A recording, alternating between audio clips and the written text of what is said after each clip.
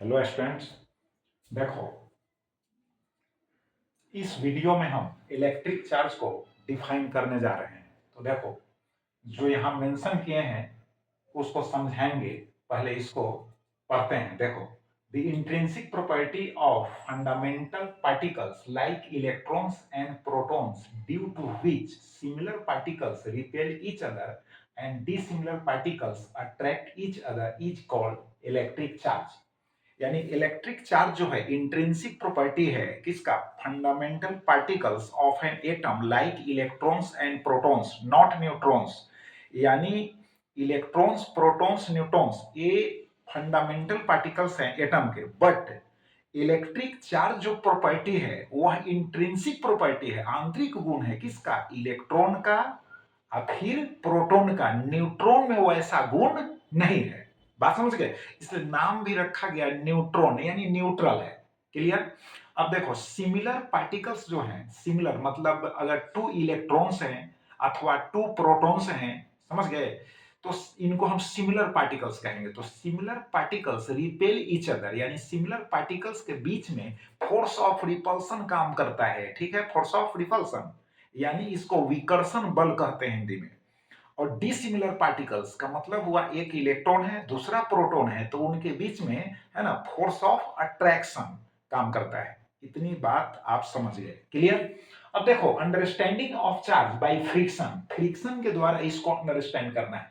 तो when two bodies are rubbed together then both become charged. यानी दो bodies को जब आपस में रगड़ा जाता है तो दोनों चार्ज्ड हो जाते हैं। क्लियर? अब देखो, charges are of two types.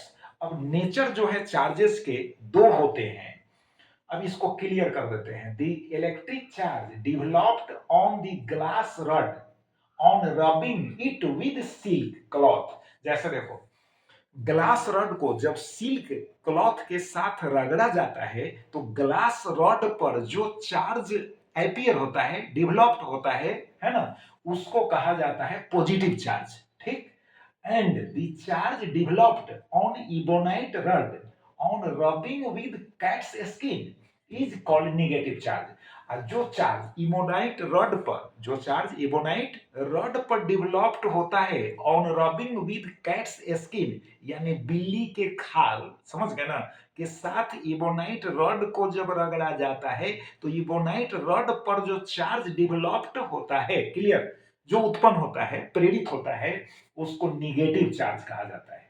अब देखो, पॉजिटिव निगेटिव जो चार्ज कहा गया, तो यहां मेंशन हम कर दिए हैं, these names were given by American scientist Benjamin Franklin. अब याद रखना, इन 1750 एडी में बेंजामिन फ्रैंकलिन जो अमेरिकन साइंटिस्ट थे, वो है ना, उनके द्वारा पॉजिटिव नेगेटिव चार्जेस जो है ना, रखे गए नेम के रूप में। क्लियर हो गया?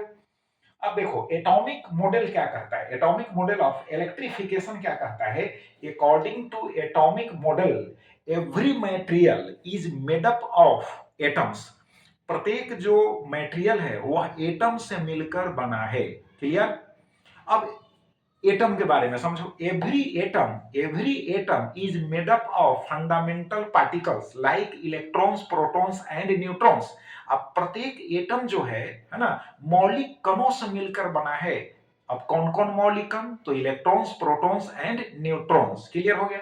अब देखो, प्रोटॉन के पास पॉजिटिव चार्ज, पी से प्रोटॉन, अब याद रखना, प्रोटॉन के पास पॉजिटिव चार्ज, इलेक्ट्रॉन के पास नेगेटिव चार्ज, बट न्यूट्रॉन के पास वैसा कोई गुण है ना, कोई प्रॉपर्टी नहीं है, तो उसको न्यूट्रल कहा गया। तो एटम का जो सेंट्रल पार्ट होता है, जो बीच वाला भाग होता है, उसको न्यूक्लियस कहा जाता है। यहां पर बतलाए भी हुए हैं। देखो, यहां पर यह जो है, ये जो पार्ट देख रहे हो, यह न्यूक्लियस है। न्यूक्लियस कंटेंट्स, है ना, positively charged particles, protons and neutral particles, neutrons. Nucleus के अंदर प्रोटॉन्स यानी पॉजिटिवली चार्ज पार्टिकल्स होते हैं और न्यूट्रल पार्टिकल्स न्यूट्रॉन्स होते हैं। क्लियर? इलेक्ट्रॉन्स जो होते हैं, जो निगेटिवली चार्ज पार्टिकल्स हैं, है ना, ऑर्बिट्स में न्यूक्लियस के अराउंड में रिवॉल्व करते रहते हैं। क्लियर हो गया? अब फोर्सेस को भी समझ लो। यहां इलेक्ट्रॉन्स एंड प्रोटॉन्स के बीच में जो फोर्स ऑफ अट्रैक्शन वर्क करता है, उसको हम इलेक्ट्रिक फोर्स और इलेक्ट्रोस्टैटिक फोर्स कहते हैं, और उसको कूलम फोर्स भी कहते हैं। अब देखो, प्रोटॉन्स प्रोटॉन यानी टू प्रोटॉन्स के बीच में फोर्स ऑफ रिपल्सन एग्जिस्ट करता है। टू प्रोटॉन्स के बीच में फोर्स ऑफ रिपल्सन एग्जिस्ट करता है, फिर भी प्रोटॉन्स एक साथ न्यूक्लियस के इनसाइड में कैसे रहते हैं, है ना, क्वेश्चन यहां अराइज होता है। तो कारण समझ लो कि इलेक्ट्रिक फोर्स यानी टू प्रोटॉन्स के बीच में इलेक्ट्रिक फोर्स वर्क करता है, जिसका नेचर है ना, रिपल्सिव नेचर है, ठीक है। तो न्यूक्लियस से प्रोटॉन्स को अलग हो जाना चाहिए, ऐसा नहीं होता है। इसका मतलब है कि इलेक्ट्रिक फोर्स से भी स्ट्रॉन्गर फोर्स न्यूक्लियस के इनसाइड में वर्क करता है, जो है ना प्रोटॉन्स को एक साथ रखता है, साथ साथ न्यूट्रॉन प्रोटॉन को भी एक साथ रखता है। बात समझ गया कि नहीं? तो उस फोर्स को हम कहते हैं न्यूक्लियर फोर्स, यानी nuclear force is much more stronger than electrostatic force. यानी इलेक्ट्रिक और इलेक्ट्रोस्टैटिक फोर्स से न्यूक्लियर जो फोर्स होता है काफी स्ट्रॉन्गर होता है। इतनी जानकारी होगी। अब देखो, अब बतला रहे हैं एटम इज न्यूट्रल। एटम क्या होता है? न्यूट्रल होता है। क्यों? आप जानते हो, the number of protons inside the nucleus is equal to the number of electrons in the orbits. यानी न्यूक्लियस के अंदर जितने प्रोटॉन्स होते हैं उतने ही इलेक्ट्रॉन्स ऑर्बिट्स में न्यूक्लियस अराउंड में रिवॉल्व करते हैं। क्लियर हो गया? तो नंबर ऑफ, है ना, protons is equal to number of electrons. इसका मतलब है कि एटम जो है क्या है? न्यूट्रल है। एटम के पास कोई चार्ज नहीं है। एटम हैज, है ना, नो चार्ज। बट देखो, व्हेन समहाउ, यानी अगर हम किसी तरह से वन और more electrons are extracted from an atom, है ना, अगर एटम से वन और मोर इलेक्ट्रॉन्स, एक या एक से अधिक इलेक्ट्रॉन्स को अगर हम निकाल लेते हैं, तो क्या होगा? There will be excess of positively charge on the atom. तो एटम के पास क्या होगा? जब इलेक्ट्रॉन्स कुछ हम निकाल लेंगे तो प्रोटॉन की संख्या जो होगा इलेक्ट्रॉन की संख्या से ज्यादा पाया जाएगा, और जब प्रोटॉन की संख्या ज्यादा पाया जाएगा, इलेक्ट्रॉन्स कम गया संख्या में, तो उसको कहा जाएगा पॉजिटिवली चार्ज्ड। बात समझ गया कि नहीं? क्योंकि प्रोटॉन की संख्या अब ज्यादा हो गया, इलेक्ट्रॉन की संख्या कम गया। क्लियर हो गया? जब, है ना, somehow वन और मोर इलेक्ट्रॉन्स, अब हम किसी तरह से, किसी मेथड से कुछ इलेक्ट्रॉन्स जो है किसी एटम को अगर दे देते हैं, ऐड कर देते हैं, समझ गए, तो इलेक्ट्रॉन्स की संख्या प्रोटॉन की संख्या से ज्यादा हो जाएगा। पहले तो दोनों सेम था, लेकिन हम इलेक्ट्रॉन्स एक्स्ट्रा जब दे देंगे तो अब जो होगा उसके पास इलेक्ट्रॉन की संख्या एक्सेस हो जाएगा, तो इस केस में वह निगेटिवली चार्ज हो जाएगा। क्लियर हो गया?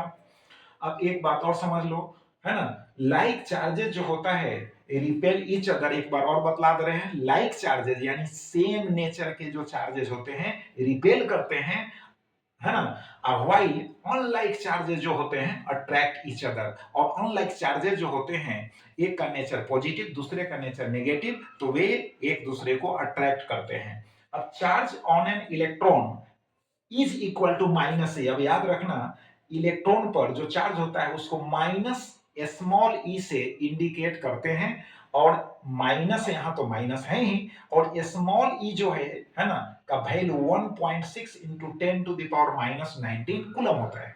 फिर देखो, charge on a proton is equal to plus ई।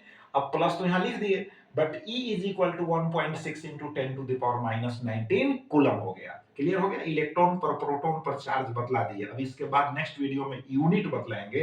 एक चीज और बतला देते हैं कि देखो, अब अगर किसी बॉडी पर बात समझ गए, किसी बॉडी पर एक इलेक्ट्रॉन अगर, है ना, दूसरे बॉडी से ट्रांसफर होकर आया, अगर किसी बॉडी पर एक इलेक्ट्रॉन दूसरे बॉडी से ट्रांसफर होकर आया, एक इलेक्ट्रॉन आया, ठीक, तो इसका मतलब हुआ कि अब उसके ऊपर कितना चार्ज डेवलप हुआ? तो -1.6 into 10 to the power minus 19 coulomb, क्योंकि एक इलेक्ट्रॉन का चार्ज इतना होता है, तो इतना चार्ज उस पर डेवलप होगा। क्लियर? अब किसी बॉडी से अगर एक इलेक्ट्रॉन ट्रांसफर हो गया किसी दूसरे बॉडी पर, तो जिस बॉडी से ट्रांसफर हो गया, समझ गए, एक इलेक्ट्रॉन, तो उस पर कितना चार्ज डेवलप हुआ? तो plus 1.6 into 10 to the power minus 19 coulomb. Clear हो गया कि नहीं? तो इसको रिवाइज करो, फिर नेक्स्ट वीडियो में इसका यूनिट हम बतलाएंगे, किसका, चार्ज का unit. Thank you very much.